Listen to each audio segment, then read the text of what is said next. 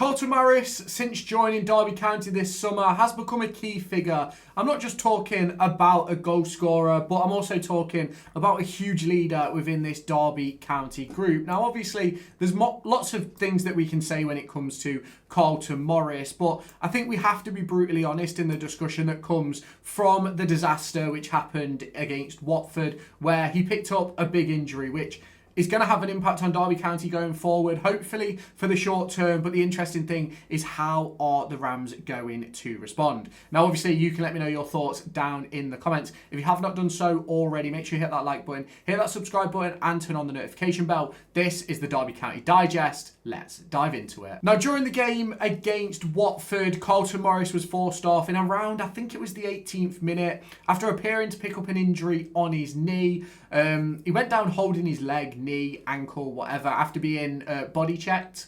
And I would say he tried to carry on. He did. He tried his best on the touchline to show that he was capable.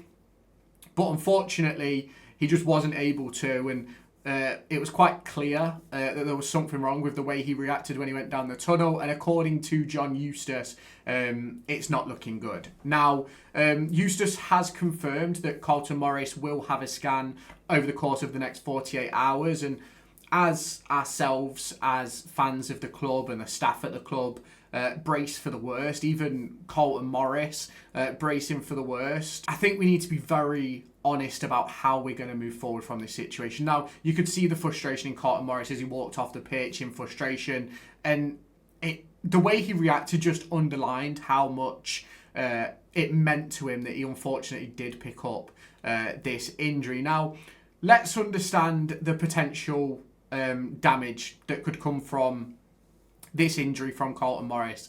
First off, we're going to look at what Carlton Morris has done at Derby County since signing in the summer, and we're going to look at how he's got into that. Now, Derby County signed Carlton Morris from Luton Town in June of 2025 on a 3-year contract. Now, across the course of this season, he's not just been our leading goal scorer and arguably one of the best finishers in the league, but he's also been really important in linking up the build-up play and being a huge part of the Derby County press, and especially heading goals in from set pieces. We've seen a ton of them across the course of this season. Now, if we look at the game against QPR, picked up a huge win in that game where I think he picked up the goal, if I remember rightly. You look at Blackburn, scored the first goal. I think there was another game where he scored first goal from a header as well. I think he scored 3 in a row from a header, which obviously underlined his threat. And that is sort of what we're going to miss here. Now, he's not just another striker for me. In my opinion, he's the focal point for Derby County,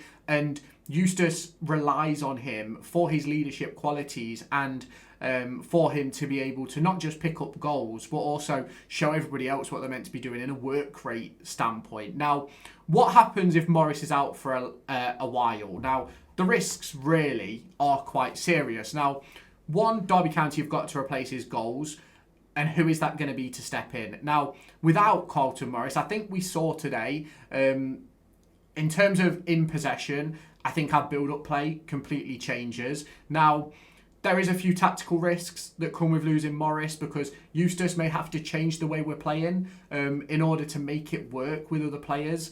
And obviously, can the other players who maybe step into that position, whether it be Patrick Agyemang, whether it be Lars-Jørgen Selvesen, can they replicate that hold-up play? Can they replicate the defensive pressing? In my opinion, from what we saw against Watford, I don't think Patrick Agyemang can, but obviously we will wait and see. Now, it does also mean that depending on what option we go with, there is a little bit of less presence in the box. Now, obviously today we brought in Andy Weimann to replace Carlton Morris.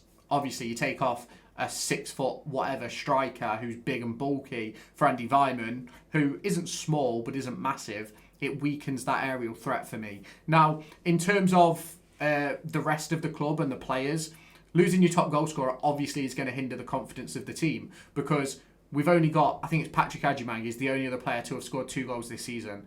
2 or more goals, that is, which is obviously a massive blow for Derby. Now, obviously for the fans, it is a blow, because Morris has obviously become a fan favourite over the course of scoring 10 goals this season, and obviously seeing him injured will cause that anxiety around the fan base about what we're going to do. Now, if it's a serious injury and he's out for, say, 4+ months, it could seriously impact the rest of Derby County's season. There's only 6 months of the season left-ish, as I say this. Now, yes, that's 30+ games, but if Carlton Morris is out for 4 months of that, he's probably only got another 10 games in him. So we're going to have to sort of wait and see sort of how this goes, and hopefully it's not too long term. Now, there's obviously risks for Morris personally. Obviously, a long-term injury will impact fitness levels, and that will obviously then impact his form upon returning, and it could obviously then completely change the trajectory of his time at Derby County, where if it is a long term, Derby County are going to have to bring in Derby are going to have to bring in a striker in January, because they're going to have to fill that void. Now, Derby County are not completely without options. Like, let's not sort of beat around the bush here. There is ways that we can respond without doing anything in the January window, even if it is long term. Now, you look at what's in the squad already, the alternatives. Obviously, you've got Andy Vyman, who came on today. Caden Jackson is an option. Corey Blackett-Taylor could be a part of the front three. There's Lars-Jørgen Selvison, who's more of a like-for-like replacement. So there is options that Derby County can go with.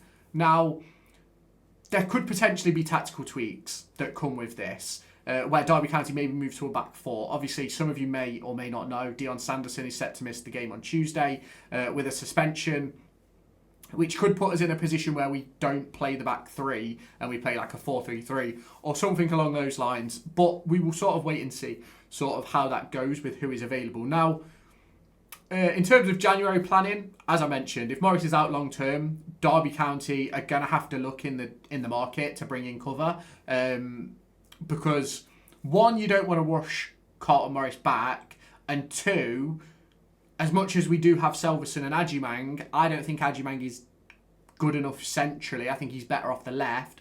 And we've not really seen a great deal of Selvison. So we're going to have to wait and see sort of how that goes. Now, obviously, you've got to take a focus on like the rehabilitation and things like that. We've got to make sure that we have depth so that we don't have to force him back quickly. Now, the injury doesn't just affect one player. It has huge implications on the rest of the squad. Obviously, it affects our seasonal ambitions, especially if it's long term. Obviously, at the moment, we're sitting 12th in the league after defeat to Watford, but a win on Tuesday, again, could put us in the playoffs, and it puts you not that far away from the automatic positions as well. Now, hopefully, it's not long term, and hopefully it's something where Derby County can find a way to live without him for the next few weeks, hopefully. Now, for Morris personally, he's at a point in his career where I don't necessarily think it's going to define him, but if this is a big sort of injury, it can certainly have an impact on the next 3 or 4 years before he gets to that point where he starts thinking about retiring. But hopefully that is not the case. Now, an injury to a key player like Carlton Morris is never just bad luck. It is a test.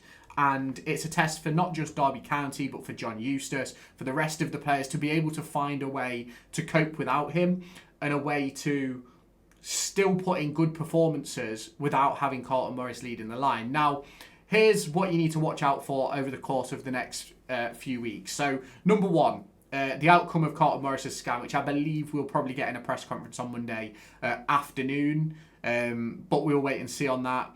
And then we've got to see how John Eustace adapts this team, who plays in that forward line, whether it be Adjumang going central, whether it be Selvison going central. They're all the things that you need to look out for. Now, obviously, let me know your thoughts down in the comment section. How bad do you think the injury is? Who do you think should step up if Morris is out? And don't forget to like and subscribe if you have enjoyed this video. This has been the Derby Digest. I'll catch you next time. Bye-bye, guys.